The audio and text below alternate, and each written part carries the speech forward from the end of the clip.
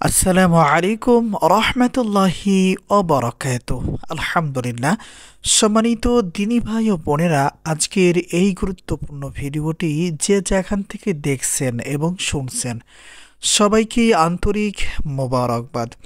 আজ আমি আপনাদেরকে শিখাতে চাই সূরা নাস, সূরা ফালাক, সূরা ইখলাস, সূরা কাফিরুন। এই চারটি সূরা উল্টা ফিলে পড়ে ফু দিলে কি হয়। আবারও বলছি, আজকের আলোচনার বিষয়বস্তু হচ্ছে সূরা নাস, সূরা ফালাক, সূরা ইখলাস, সূরা কাফিরুন। এই চারটা সূরা উল্টা ফিলে পড়ে ফু দিলে কি হয়। বিস্তারিত জানার জন্য আর এই দামি আমলটা শিখে রাখার জন্য সম্পূর্ণ ভিডিওটি দেখার অনুরোধ থাকবে। আর প্রতিদিন ইসলামিক নতুন নতুন ভিডিও সবার আগে দেখতে, আপনার পর্যন্ত পৌঁছাতে আমাদের এই ছোট্ট চ্যানেলটি সাবস্ক্রাইব করার অনুরোধ থাকবে। সম্মানিত দিনী ভাই ও বোনেরা, যারা এই আমলটা করবেন, এই আমলের মাধ্যমে চিকিৎসা তদবির করবেন, তারা অবশ্যই ভিডিওতে লাইক করবেন, কমেন্টস করবেন। চ্যানেলে নতুন দর্শক হয়ে থাকলে অবশ্যই চ্যানেলটি সাবস্ক্রাইব করে অনুমতি নিয়ে আমলটা শিখে রাখার চেষ্টা করবেন ইনশাআল্লাহ। সম্মানিত দিনী ভাই ও বোনেরা, এই আমলটা কখন কিভাবে করবেন পরামর্শ থাকবে ফজরের নামাজের পরে আর মাগরিবের নামাজের পরে। আমার দেখানো পদ্ধতিতে অবশ্যই আমলটা করে নিতে হবে। ধরে নিন আমি এখন এই মুহূর্তে আপনাদেরকে ফজরের নামাজ আদায় করে নামাজের পার্টিতে বসে আমলটা করে দেখাচ্ছি। সর্বপ্রথম আমাদের কাজ হচ্ছে 3 বার ইস্তিগফার পাঠ করতে হবে। যেমন আস্তাগফিরুল্লাহ রাব্বি মিন কুল্লি যামবি ওয়া আতুবু ইলাইহি।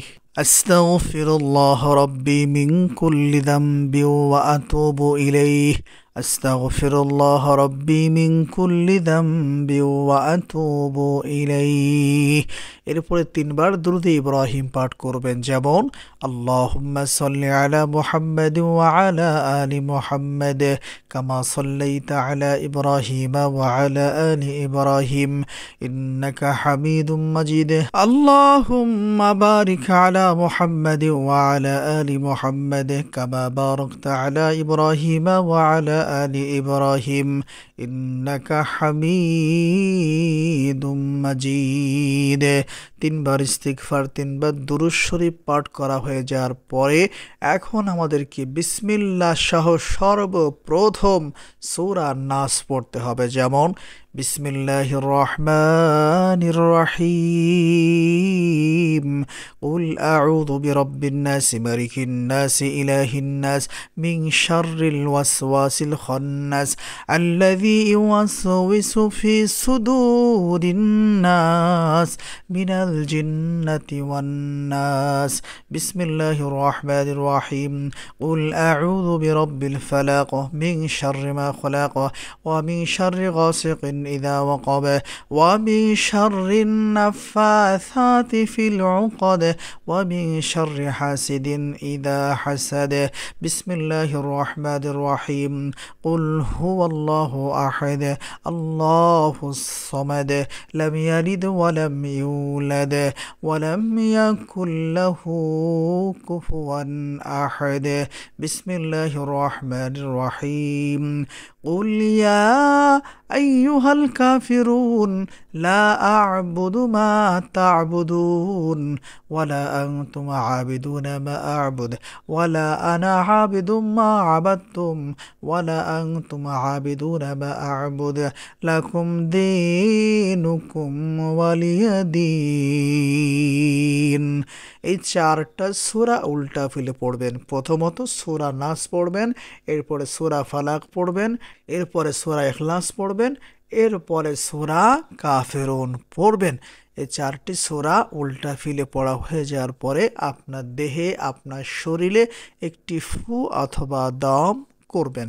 সম্মানিত দিনী ভাই ও বোনেরা, এই নিয়মে আমার দেখানো পদ্ধতিতে ফজরের নামাজের পরে একবার আর মাগরিবের নামাজের পরে একবার আমলটা করে নিতে হবে।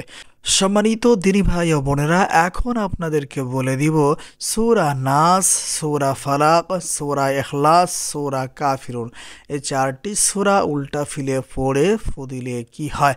সম্মানিত দিনী ভাই ও বোনেরা, এই আমলটা হচ্ছে তাদের জন্য যাদের বিবাহ শাদী হচ্ছে না, বিয়ের বয়স হয়ে গিয়েছে তবুও তাদের বিবাহ শাদী হচ্ছে না। এর মানে হচ্ছে তাদেরকে নষ্ট করে রাখা হয়েছে, তাদের বিবাহ বন্ধ করে রাখা হয়েছে, যার কারণে তাদের বিবাহ শাদী হচ্ছে না। হতে পারে ছেলে অথবা মেয়ে। সম্মানিত দিনী ভাই ও বোনেরা, যারা এই সমস্যায় ভুগছেন অথবা এই সমস্যায় পড়ে আছেন, আপনারা কষ্ট করে যদি আপনি নিজে গার্জিয়ান পক্ষ হয়ে থাকেন আর আপনার ছেলে অথবা মেয়ের এই সমস্যা হয়ে থাকে, অথবা আপনার ফ্যামিলি নিয়ে যদি আপনি এই সমস্যায় পড়ে থাকেন, তাহলে আপনার ছেলেকে আপনার মেয়েকে বলবেন সকালবেলায় ফজরের নামাজ পড়তে। নামাজের পরে সূরা নাস, সূরা ফালাক, সূরা ইখলাস এবং সূরা কাফিরুন, এই 4টি সূরা উল্টা ফিলে পড়ে আপনার ছেলে অথবা আপনার মেয়েকে শরীরে ঝাড়ফুঁক করতে বলবেন, শরীরে ফু অথবা দম করে নিতে বলবেন। এভাবে করে ফজরের নামাজের পরে একবার, সেম একইভাবে মাগরিবের নামাজের পরে আবার আমলটা করে নিতে বলবেন। আশা করি ইনশাআল্লাহ এই আমলটা যদি সঠিকভাবে কিছুদিন করতে পারেন, সকল প্রকার জাদু টুনা কুফরি কালাম নষ্ট হয়ে যাবে এবং আল্লাহ সুবহানাহু ওয়া তাআলা ছেলে মেয়েদের ভালো ঘরে বিবাহর ব্যবস্থা করে দিবেন ইনশাআল্লাহ। আজকের ভিডিওটি এ পর্যন্তই, দেখা হবে কোনো পরবর্তী ভিডিওতে। সে পর্যন্ত আল্লাহ সুবহানাহু ওয়া তাআলা আমাদের সবাইকে ভালো রাখুন, সুস্থ রাখুন। আসসালামু আলাইকুম ওয়া রাহমাতুল্লাহ।